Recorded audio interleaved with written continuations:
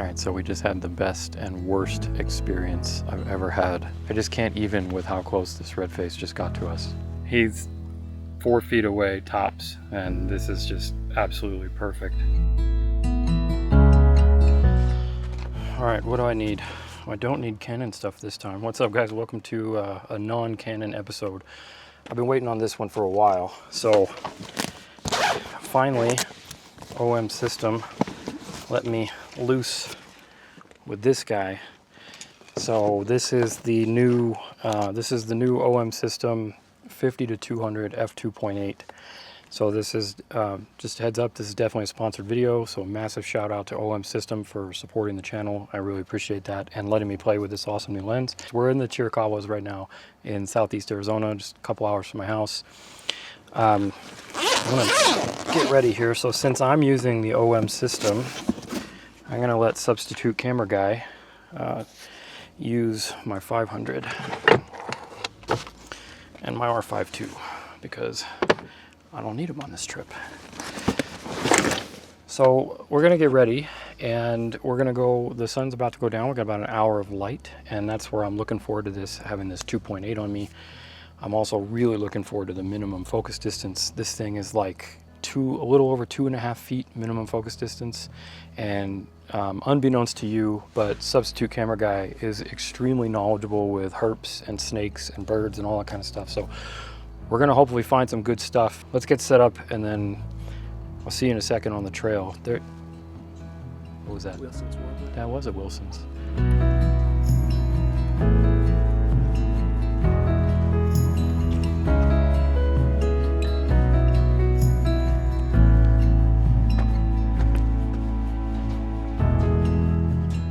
We're just gonna start, we got about an hour of light. We're gonna start walking down this road here. And we're gonna start looking for anything that moves.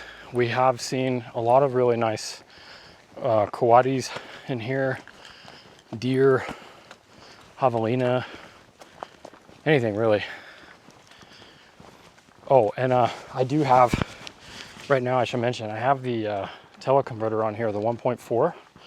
So OM System gave me the 1.4 and the 2X, and over the course of the last month or so, and then over the next month and a half that I have the lens, I'll be using various combinations to see like how it does. But already I can tell you with the 1.4 on there, I almost haven't taken it off, because like image quality wise and autofocus speed wise, I haven't noticed a difference, but I have a little bit with the 2X.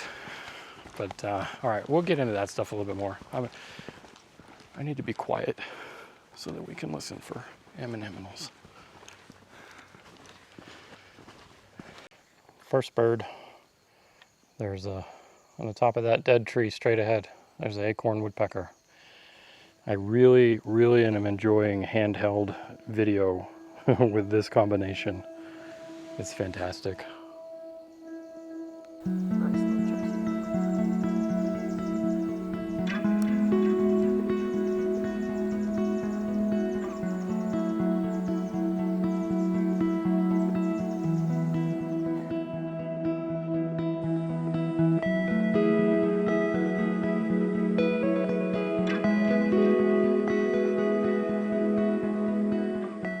All right, made it back. It's proper dark now. So what I think, yeah, all we got was that acorn woodpecker. It was cool. Well, Jared got a quaddy. We saw it. It ran in front of us, but I was behind a tree, so I didn't get it, but he did. We'll probably see some more. I'm gonna get tent set up. I'm gonna get camp set up, make some dinner, and then go out for proper birding in the morning.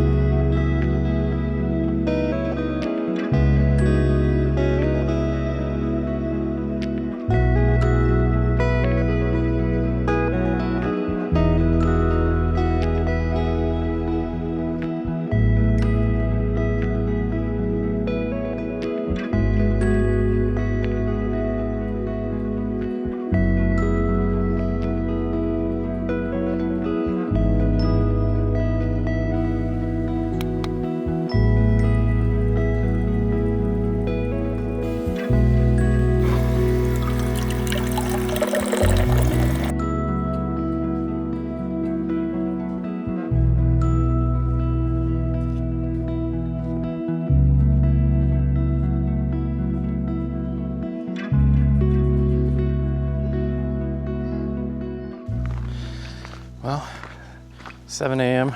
breakfast was a success. Just leaving the parking lot now, getting on the trail. Goals for the day are Trogon, elegant Trogon. Hopefully they're still here.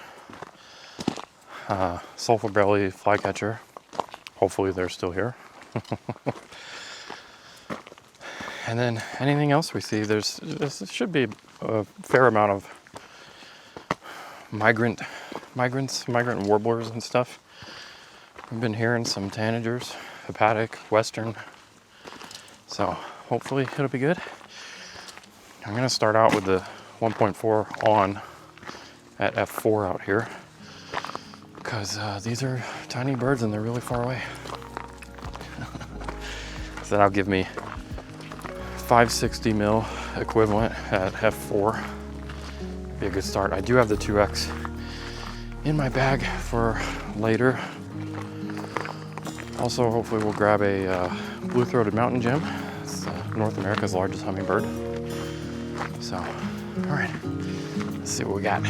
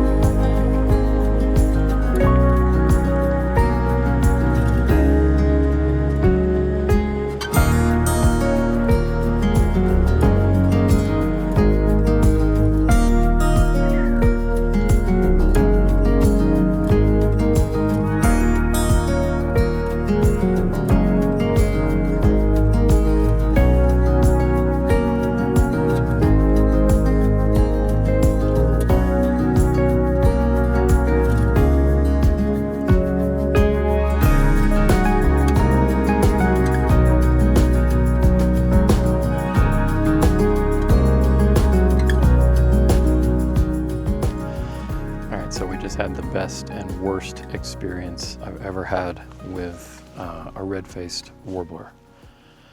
So look at all of this stuff.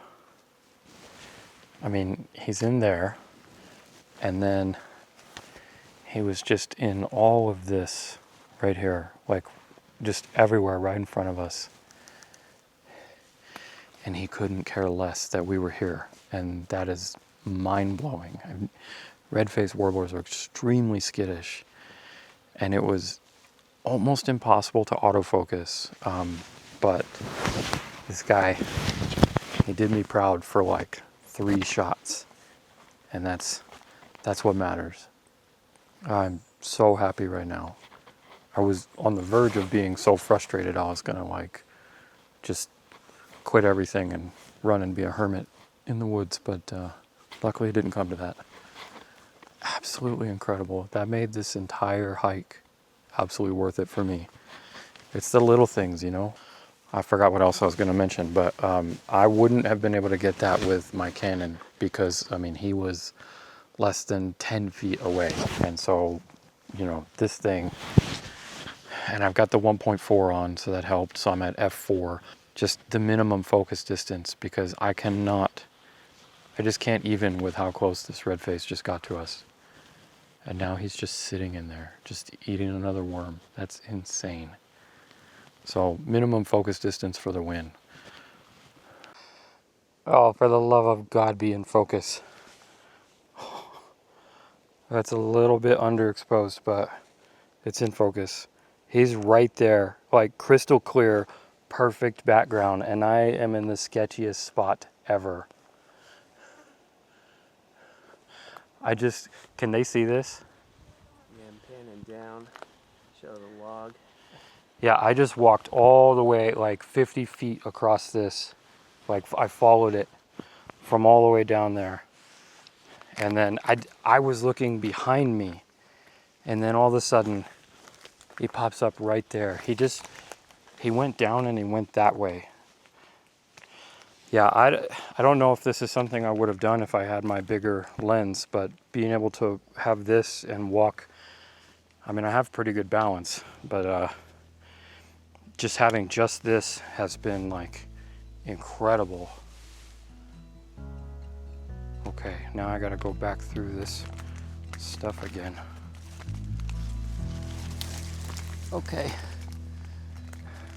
There's also a bunch of poison ivy out here, which makes it not the best time to wear shorts.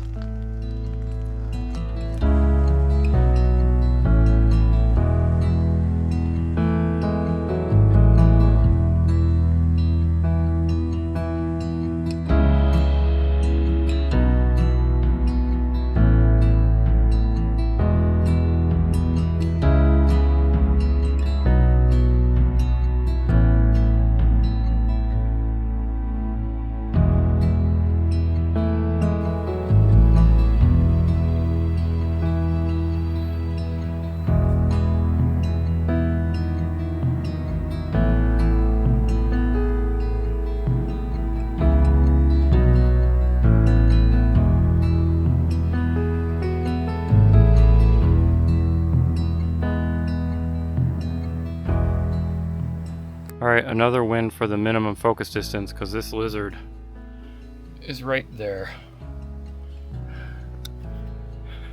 And I am right here. He's 4 feet away tops, and this is just absolutely perfect. Yarrow's spiny lizard. And wow, it's just perfect.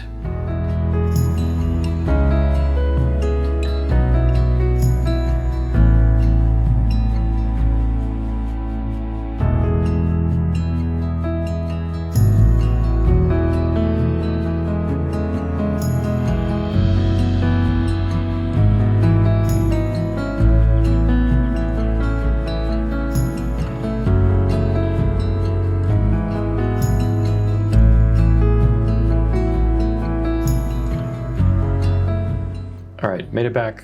Pretty successful short trip. I didn't get everything I wanted, but I got 2 out of 3 target species, and I think, you know, birding, that's pretty good. So this definitely isn't a review of the lens or anything like that. It's just me using it, showing you guys what I can do with it. But I do want to just go over a couple of things about the lens, like little specifics or details that I'm like really appreciating as I'm using it. The first being the weight. Obviously, that's a huge factor in these systems, but you know, the fact that this lens by itself is like under 2.5 pounds, I think it's, you know, like 1,075 grams or something like that. I think that's without the tripod collar, but that was another thing.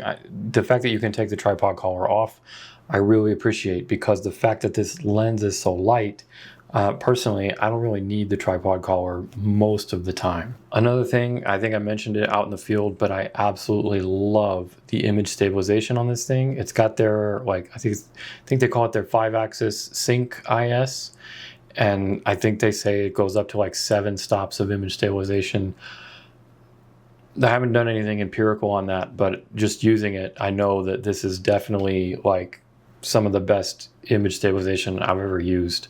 Not just for photos, but for me as a hybrid shooter, you know, doing content for you guys and doing video for my production company, and just always switching between stills and video. I really, really not only appreciate, but enjoy using this lens for video, even at the longer ends, all of the bird footage and all that, you know, the bird B-roll and stuff that you've seen in this video has been handheld from this lens.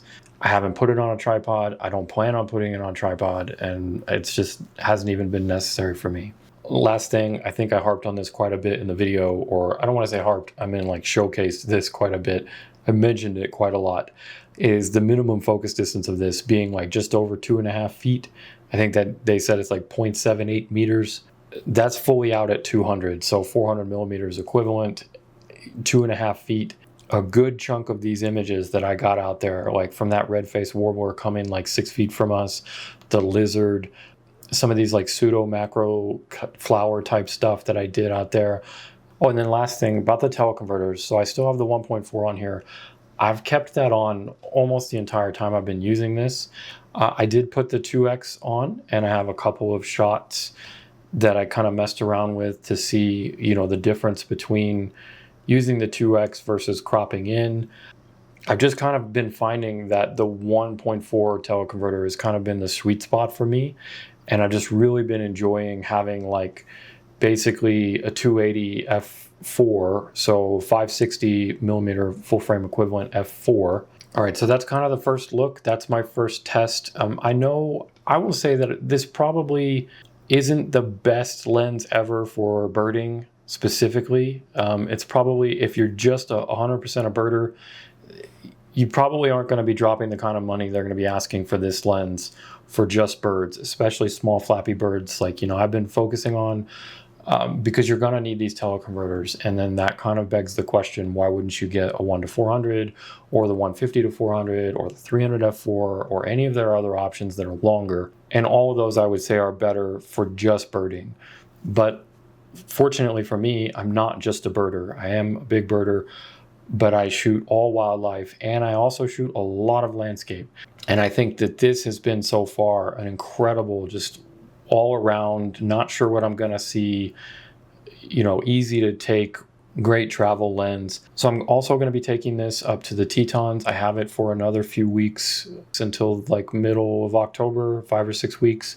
And I'm going to be in the Tetons and Yellowstone for 3 weeks. And I'm hoping to use this for the rut, for elk, for grizzly, for bigger, larger animals in low light before the sun comes up, you know, that kind of thing. I think that's where this is really going to shine. I just kind of wanted to stress test it and put it through like the hardest of something that I thought, you know, to me, there's nothing really harder on a lens for wildlife than testing it on tiny little birds in just chaotic, crazy forests. Although, again, for the win, the minimum focus distance of this thing, this Mexican jay landed right on the car door. As we were getting back to the car, and I went in and I opened the door and sat down, and this jay saw me bust out a Cliff Bar, and he wanted some of that, and he landed on the car door like 3 feet away. I'm not kidding you.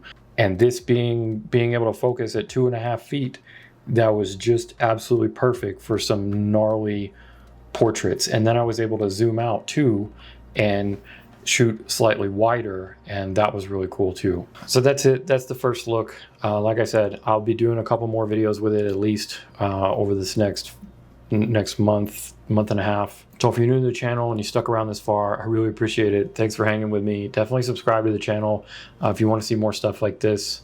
I will also mention that I do own that camera body, the OM1 Mark II and that 1:400. That's mine. I recently got those and they're mine now, and I will be running multiple systems from now on out. So if you're here for the Micro Four Thirds stuff, it's not just a one and done for me.